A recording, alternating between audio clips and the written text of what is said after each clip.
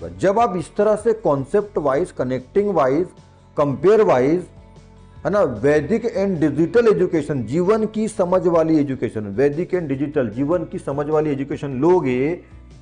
देखो ओम पटलेश्वर 009, ठीक है, ट्यूटर, काउंसलर एंड मोटिवेटर, ये इधर भी लिखा हुआ है, ठीक है। ट्यूटर, ये जो प्राइवेट जो पढ़ाने वाले टीचर होते हैं ना, उनको टीचर नहीं कहते, खैर बोल देते हैं टीचर, तो शिक्षक कॉमन है, पर स्पेशली शब्द होता है ट्यूटर। ये जो प्राइवेट होते हैं ना, उनको ट्यूटर कहा जाता है। वो टीचर से ट्यूटर ऐसा बना, मतलब कोचिंग टीचर ऐसा। ट्यूटर, काउंसलर क्यों बोल रहा हूं मैं, अपने काउंसलिंग किसको बोलते हैं?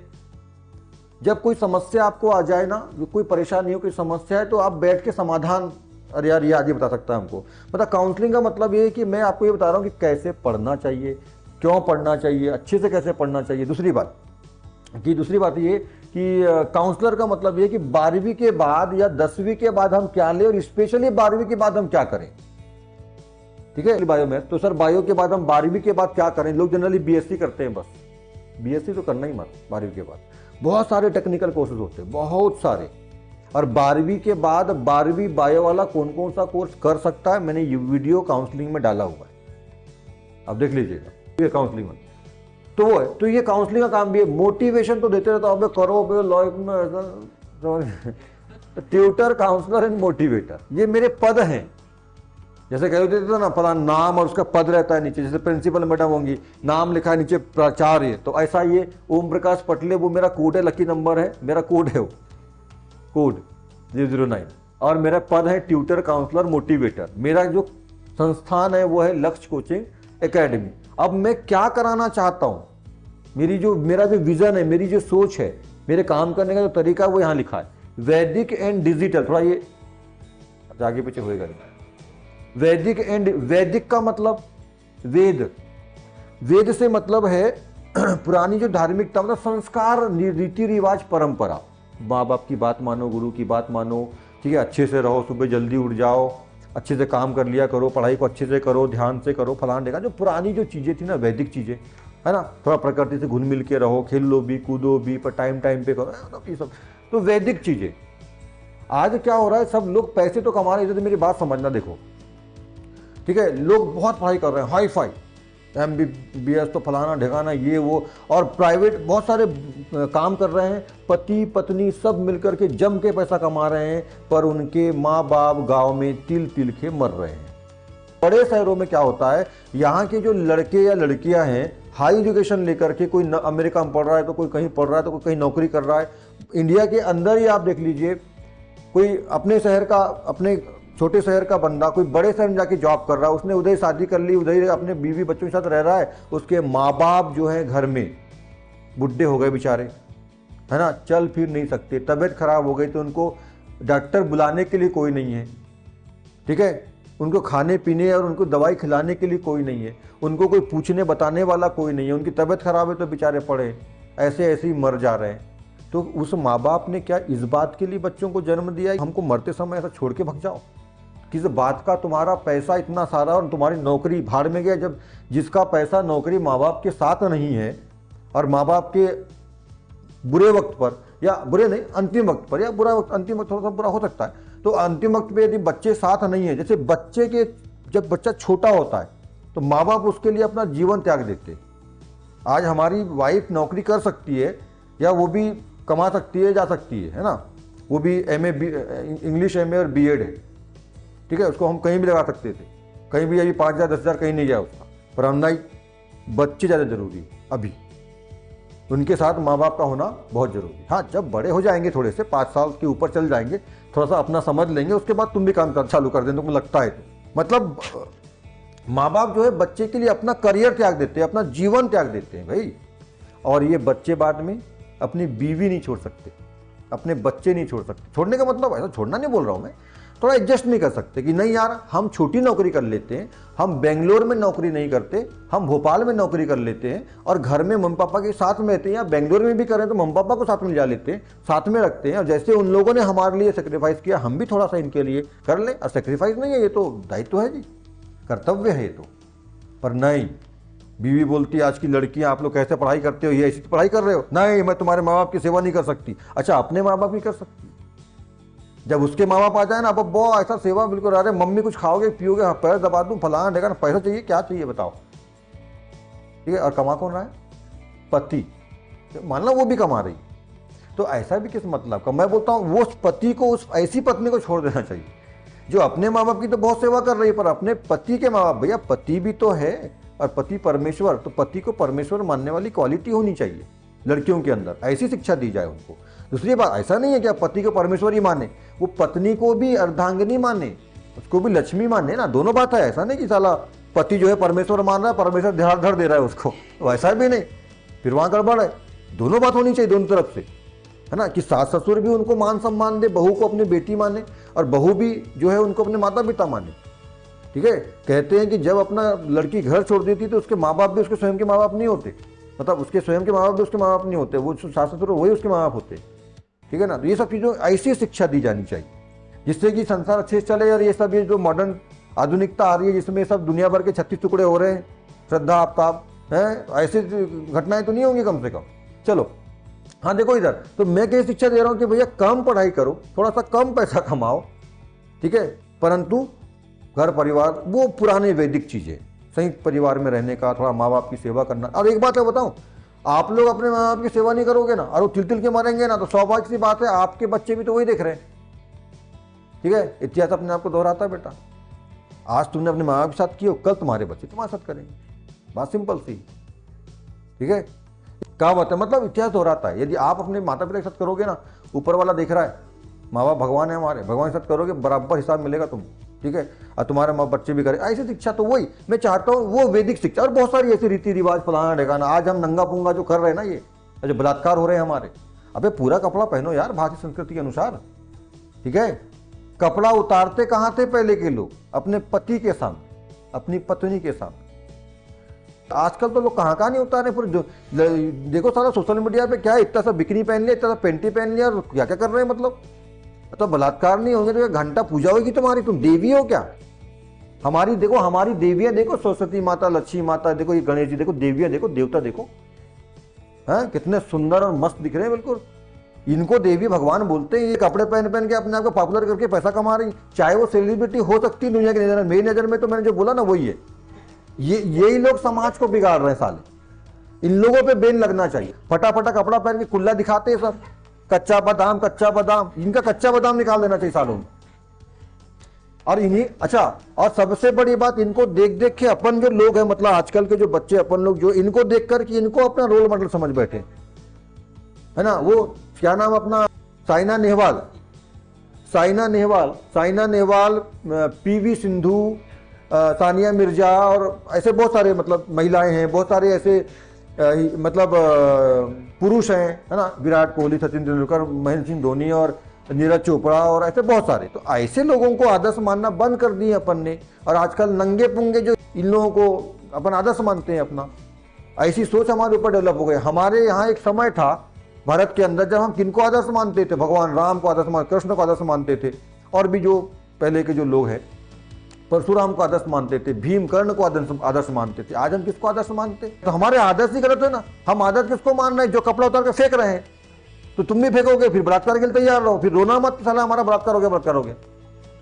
तो ये सब चीजों को समझना चाहिए। इसलिए मैंने एक नया, मतलब मेरा दिमाग बोलता, मेरा ऐसा दिमाग है, वैदिक शिक्षा, पुरानी संस्कृति परंपरा जो कि खत्म हो रही है उसको बचाना है।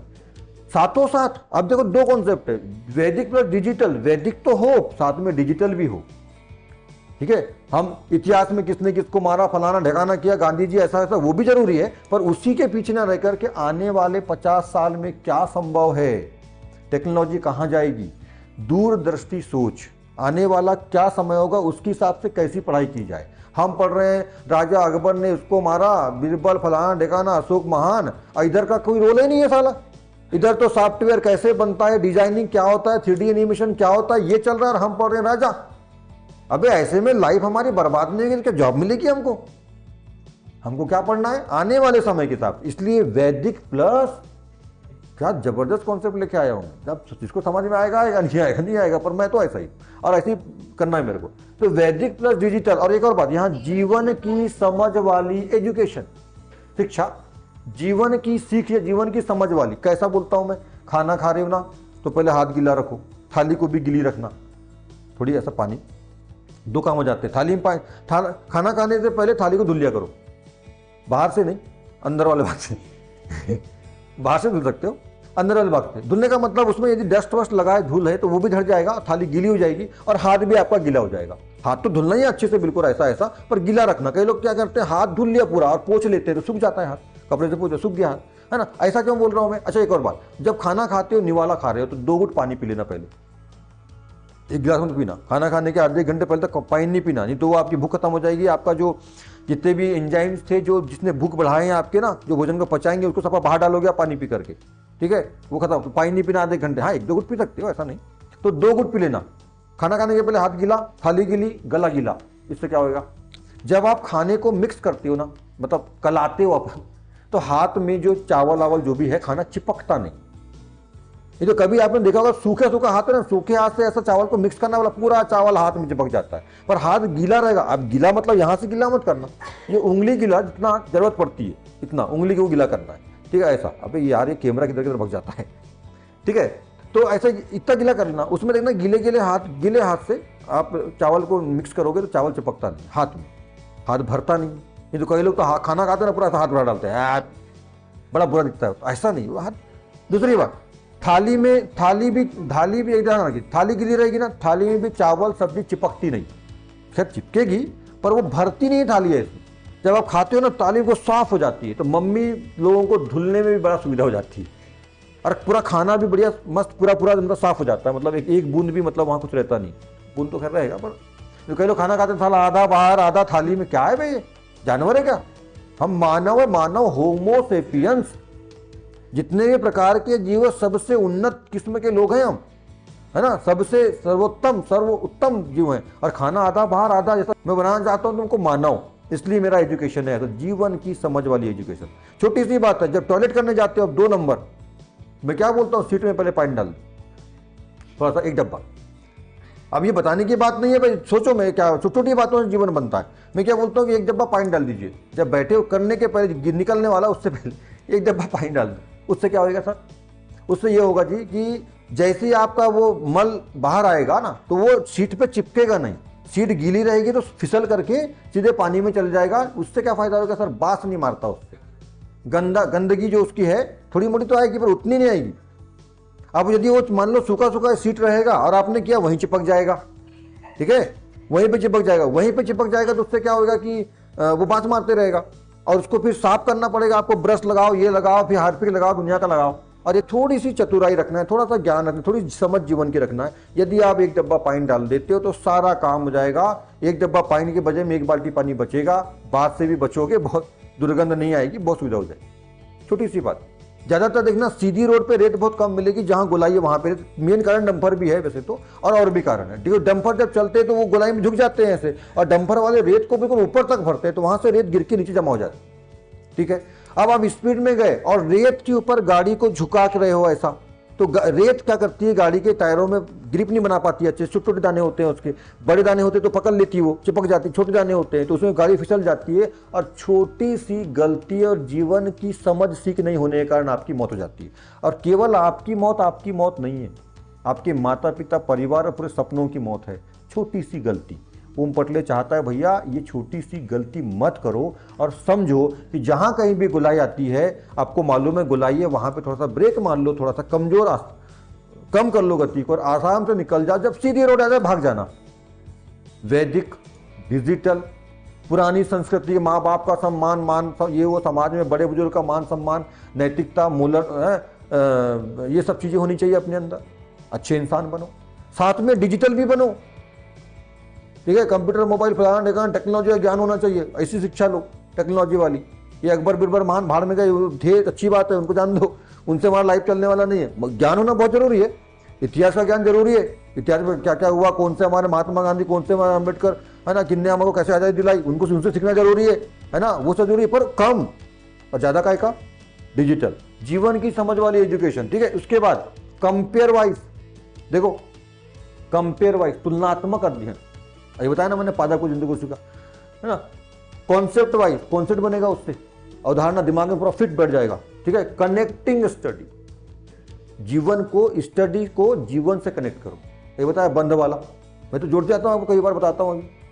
अभी क्या बताया था मैंने आप लोगों को, बंध वाला होता है ना, अभी सापेक्षता का नियम बता रहा था, तो सापेक्षता के नियम कनेक्ट किया मैंने आपको, गर्लफ्रेंड बॉयफ्रेंड फलाना ठिकाना ये वो जैसा भी, कनेक्टिंग स्टडी, ठीक है। और मैं क्या बोल रहा हूँ, शिक्षा से अच्छे मानव का निर्माण, मानव, अच्छे मानव का, गधे का नहीं। ये जो गधे बने बैठे ना आज सब हैं, ऐसे गधों का निर्माण नहीं करना है।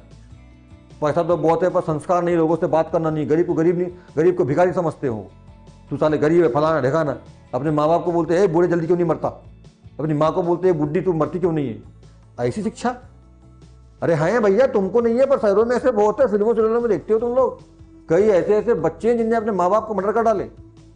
हाँ, कई कैसे ऐसे है ना, कई ऐसे ऐसे ऐसी ऐसी मानसिकता के लोग हैं भाई, क्या बताऊं। कई ऐसे ऐसे बाप है जो अपनी बेटी से बलात्कार कर डालते हैं, क्या बताऊं तुम लोगों को। इसलिए तो मैं बोलता हूं ऐसा। तो शिक्षा से अच्छे मानव का निर्माण, न कि केवल परीक्षा में प्रतिशत, न कि केवल, मैं परीक्षा में परसेंट बनाओ बहुत अच्छी बात है, पर केवल परीक्षा में परसेंटेज बनाना है, पर अच्छे मानव नहीं बनना है। पूरी पुस्तक को नहीं समझना है, केवल 20 क्वेश्चन पढ़ना है बस, ऐसा नहीं, ठीक है। न कि केवल परीक्षा में प्रतिशत, और सरकारी नौकरी। सरकारी नौकरी सब कुछ नहीं है। नौकर क्या को बनना चाहते हो, मालिक बनो ना भाई, हैं। हमारे अंदर ठूस के रख दिए, नौकर बनो, नौकरी करो, सरकारी नौकरी। सरकारी नौकरी मतलब सरकार के नौकर, अबे खुद मालिक बनो ना। सबको सरकारी, अब सबको अभी सरकार के पीछे लोग पड़े हैं, सरकार नौकरी देती, नौकरी देती। अबे तो कितने को दे देगी, 100 में से 10 को देगी बस, बाकी 90 को तो दूसरा काम करना पड़ा। सब के सब आजकल सब पढ़ रहे हैं, हमको नौकरी, हमको नौकरी। अबे 100 के 100 को नौकरी मिल ही नहीं सकती, 10 को मिलेगी, बाकी 90 खुद के मालिक बनो, ठीक है। तो इसलिए मैं ये, तो ऐसा मेरा ये पूरा जो मेरा विजन है, मैं, क्या नाम है मेरा, क्या कोड है मेरा, डेट ऑफ बर्थ भी उसमें मेरा 009 9 जनवरी है ना, 9 डेट ऑफ बर्थ भी मेरा, लकी नंबर भी है। मैं, मेरे पद क्या है, तो मैं ट्यूटर हूँ, काउंसलर हूँ, मोटिवेटर हूँ, है ना। मेरा संस्थान क्या है, लक्ष्य कोचिंग एकेडमी मेरा संस्थान है, ठीक है। मेरी क्या सोच है, मैं वैदिक, डिजिटल और जीवन की सीख वाली एजुकेशन देना चाहता हूँ। मैं compare wise, concept wise connecting education कराता हूँ बच्चों को। मैं चाहता हूँ कि शिक्षा से अच्छे मानव का निर्माण हो, न कि केवल परीक्षा में प्रतिशत व सरकारी नौकरी मिले बस। मेरा पूरा विजन उसके अंदर है, मेरा जो पूरा जो सोच है मेरी, जो सब कुछ है वहाँ पे। और ये मेरा लोगो है, और ये मेरे मार्क है, तो वो मार्क भी आ गया, लोगो भी आ गया, सब टोटल यहाँ पे ओम पटले पूरा इसमें ऐसा है।